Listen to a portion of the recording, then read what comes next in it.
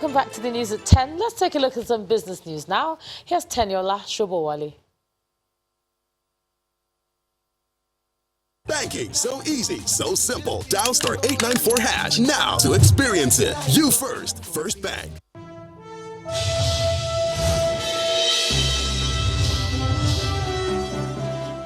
Thanks, Ijoma. Welcome to Business News. The Federation Accounts Allocation Committee has shared a total of 635.82 billion naira to the three tiers of government as revenue from the Federation account for November. A breakdown of the amount shows that the federal government received 267.88 billion naira, or 52.68%. States got 172.569 billion naira. Local government councils received 129.972 billion naira, while 49.12 billion naira was dispersed to all producing states as 13% derivation revenue.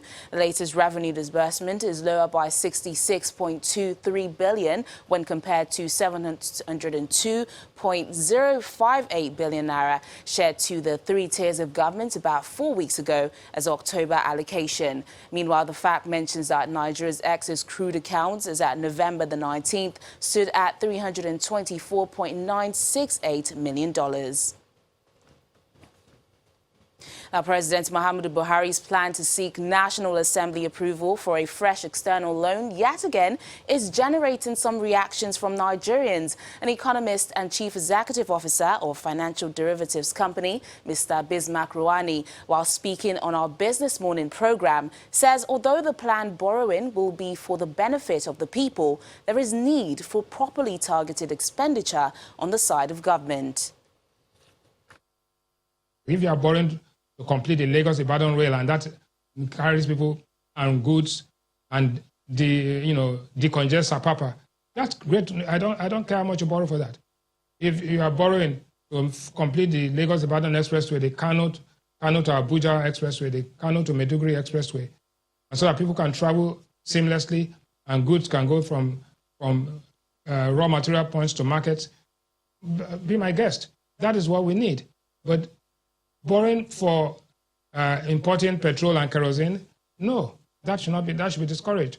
We should live within our means for our consumption, or we can borrow and invest for our, our infrastructure gap. That we definitely have to increase labor productivity growth, which is negative today. Total factor productivity growth is negative. We need to do something to turn that positive. Now, a survey conducted by the American Business Council has shown the contribution of U.S. companies operating in Nigeria. The data and analysis, according to the council, show the impact of the participating companies on Nigeria's economy through gross value added to the nation's economic output, investment and jobs. The American Business Council is taking stock, analyzing the economic effect of the United States company on the Nigerian economy, a role it has taken up in the last couple of years. I'd like to welcome each and every one of you to this launch. The Council is measuring with key indicators of business revenue, foreign investment, job creation and expansion plan, this time sampling 58 United States companies operating in Nigeria. We'll do this in conjunction with the United States Embassy, as well as what I'll call our consulting or advisory partners, made up of Veraki, KPMG and PwC. The total companies that we had surveyed generate about 1.4 trillion naira in revenue in 2018. And I think what is really interesting is the jump in the employment. From its survey, more than 1.9 million naira was spent on corporate social responsibility in 2018. Over 18,000 jobs created and a positive trend showing 20% of women at the management level. The interest in women in leadership and women in organizations. And so I believe that, while we still need to improve that, but we're tracking it a lot better than most organizations and most businesses globally. The American Business Council says it is creating strategic engagement and partnerships with relevant stakeholders on policy, legal and regulatory framework to improve the ease of doing business. There was a growth from 52.4% to 66% of companies that say they would like to use this country to use Nigeria as a hub for their West African operations, and are currently doing that. So which tells you that at least there's some level of confidence. Of course, like I always say, there is an opportunity for us to get better. Our role as partners in nation building and developing the economy is to dialogue, understand those policies, because sometimes the issues are around understanding, understand the benefits of our companies, and also make contributions that will help grow Nigeria as a nation. The American Business Council says it is a partner in progress as it engages stakeholders on practical implementation steps in support of Nigerian public and private sector leadership and initiatives.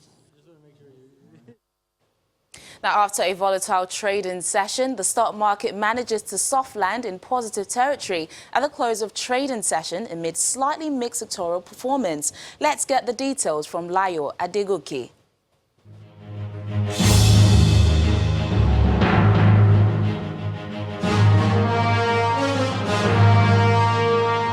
Thanks a lot, Teniola, and welcome to the Stock Market Report.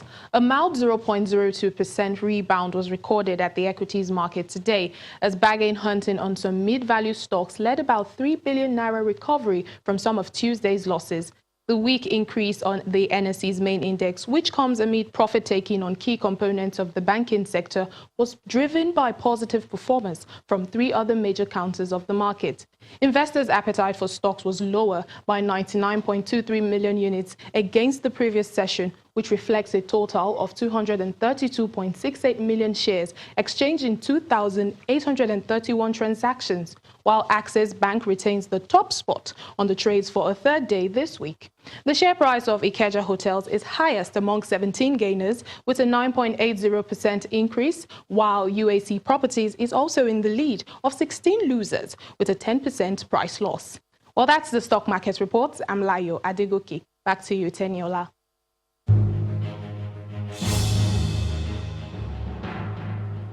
Thanks, Lyle. U.S. stock markets closed today's trading session mostly lower, reversing gains late in trading after investors digested weak earnings from shipping giant FedEx. Here are some of the closing numbers of other major global markets for Wednesday.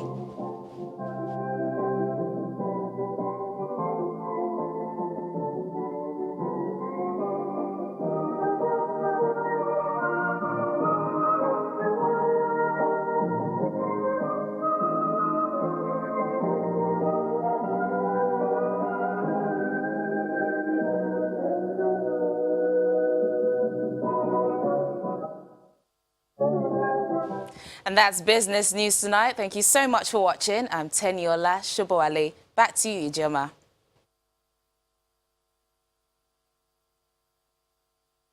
Banking so easy, so simple. Dial *894# now to experience it. You first, First Bank. Thanks a lot, Teniola. The Nigeria Incentive-Based Risk-Sharing System for Agriculture Lending, NIRSAL, says it's committed to supporting any agribusiness, regardless of the segment of the agriculture value chain it operates in. According to the Managing Director of NIRSAL, Mr. Aliyu Abdul Hamid, this can be done through its credit risk guarantee, which minimizes financial losses. He was speaking at a ceremony to mark the completion of the first phase of the NIRSAL Edo State Agripreneur Project in our West local government area. The last of harvests at the Sobe Maize Farm, a NIRSAL Edo project which is designed to boost agricultural production in Edo State. NIRSAL is a $500 million non-bank financial institution, a subsidiary of the Central Bank of Nigeria, with a mandate to stimulate the flow of affordable finance and investments into the agricultural sector. For the agency, the Sobe project, which is the first phase of a partnership with the Edo State government, has yielded very good results. We deployed remote sensing technologies to verify the suitability of the farmland for the cultivation of rice and maize. We also created agro-geo cooperatives, which is a contiguous 250-hectare land parcels, which is easier for mechanization. We also link smallholder farmers to markets. We establish leadership and governance in the field, and we train farmers on good agronomic practices. The Edo State government has its role spelled out, which is to give the farmers the right environment to do business by taking care of challenges such as infrastructure. In the area of agriculture, the major risk people face is, one, access to land. Even if you have the land, how do you get there? The roads, the infrastructure. These are the risks that people face in agriculture. And for us as government, we say the way to help is to help you reduce this risk. After 2 years of farming, the returns from Nestle Edo Pilot Maize Farm project has surpassed expectations. We started off as a test to see how it can work about a year and a half, 2 years ago. And today you can see a proof of concept. We are absolutely encouraged because yield has moved up from 1.8 tons per hectare, that if the farmers are left on their own, to about 4 tons. That is over 100% yield increase. Drawing inspiration from the Sobe experience, Nestle says it has the confidence to increase funding for farmers to discourage subsistence farming, believing that other states will follow the Edo experience and invest more in the agricultural sector. The Minister of Industry, Trade and Investment has given Nigerians the assurance that within the next few years, the country will attain self-sufficiency in the production of sugar. During a working visit to Savannah Sugar Company in Adamawa State, the minister says he believes the backward integration policy of the federal government under its National Sugar Master Plan will be a success. Despite Nigeria's potential in production of sugar for local consumption, the country's reliance on the importation of the commodity has become worrisome.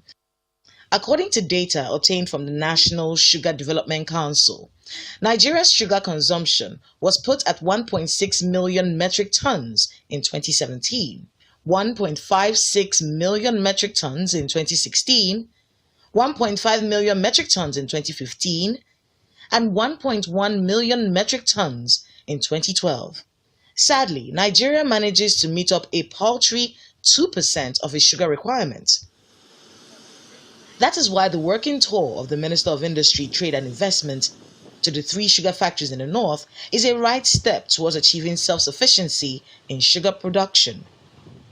The minister, in the company of the president of the Dangote Group and other stakeholders in the sugar industry, are visiting Savannah Sugar Company in Gyawana, Numan local government area of Adamawa State. The whole idea is that for Nigeria to be self-sufficient in the production of sugar. Yeah. And from what I've seen since going around yesterday, I believe that within a few years we should get to the target that we are hoping to get to. I can assure you within the next few years, Nigeria will stop spending billions of dollars importing raw sugar. We will now continue to grow the sugar locally, domestically, and keep everything in our own economy and generate jobs. The Savannah Sugar Company Limited is located on 32,000 hectares of land with a milling capacity of 50,000 tons of sugar per annum. The plantation is undergoing rehabilitation and expansion to cultivate more of its land for a robust harvest. The idea really is that we need to have all our major operators appreciate what each other is doing to be able to make it a complementary, thing for all of them. It is expected that within the next 3 years, the country will be able to produce about 600,000 metric tons of refined sugar, alongside ethanol, thereby ensuring self-sufficiency in sugar production in the country. Still ahead on the news at 10, U.S. President Donald Trump set to be impeached in a vote in the House of Representatives over charges of obstruction and abuse of office. And we'll have more from our London Bureau and around the world in 5. Do stay with us.